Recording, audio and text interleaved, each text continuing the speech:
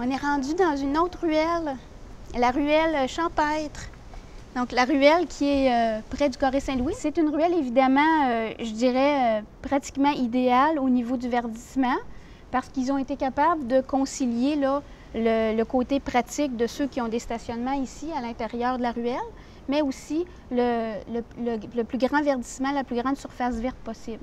Donc d'abord et avant tout, une ruelle, c'est un minimum de verdissement sur les côtés. Donc quand la ruelle n'est pas large, simplement découper l'asphalte et mettre de la plantation, ça aide beaucoup. Dans d'autres cas, pour les accès au stationnement, on essaie, dans la mesure du possible, d'enlever l'asphalte, mais quand c'est pas possible, parce que c'est quand même une question de budget, donc on peut placer soit des allées, comme ici, ils ont fait un petit gravier sur une géogrille pour stabiliser le poids. L'eau percole quand même à travers ces espaces-là, beaucoup plus, évidemment, que sur l'asphalte.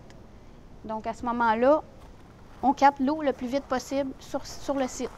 Évidemment, c'est des projets qui impliquent beaucoup de personnes, mais ce n'est pas nécessairement des gens qui sont habitués à s'occuper des végétaux. Donc, ça prend des plantes qui s'habituent, qui s'arrangent toutes seules. La zone gazonnée, il faut que parmi les citoyens, il y ait quelqu'un qui s'en occupe. Là. Donc, il faut absolument qu'il se forme un petit comité de citoyens, puis qu'il y ait une continuité, même quand les maisons sont vendues, qu'il y a des nouveaux propriétaires, il faut que ça se poursuive dans le temps.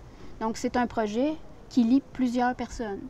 Évidemment, ça prend une bonne dose de, comment je pourrais dire ça, d'entre-gens, une bonne dose de tolérance, essayer de comprendre ce que l'autre veut dire, parce qu'il y a des gens qui ont différents besoins dans les ruelles. Il y en a qui ont des accès stationnement, mais il y en a qui n'en ont pas. Mais le but commun, je pense, que tout le monde s'entende sur un projet qui va améliorer la qualité de vie de tout le monde. Donc, évidemment, quand tout le monde se parle, le voisinage se solidifie, je pense, et à ce moment-là, ça devient un projet beaucoup plus large que juste environnemental. Ce qui est différent de l'autre ruelle, c'est le fait que les rayons du soleil ne se répercutent pas. Il n'y a pas d'absorption de chaleur qui est faite ici, en tout cas moins que l'autre côté. Donc, l'effet îlot de chaleur est beaucoup moins grand. Et le côté isolant aussi du feuillage fait qu'on se sent un petit peu plus entouré dans la ruelle. Moi, ici, j'entends plus le vent que l'autre côté.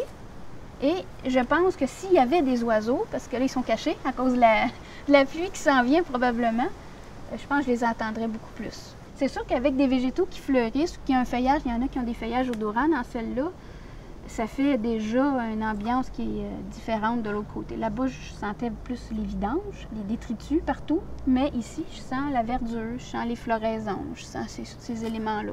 Pourquoi les ruelles ne sont pas toutes comme ça? Bien, il faut un début à n'importe quelle chose, n'importe quelle mentalité. C'est long des fois, les mentalités à changer. Je pense que ça prend plusieurs générations, mais je pense que c'est bien amorcé.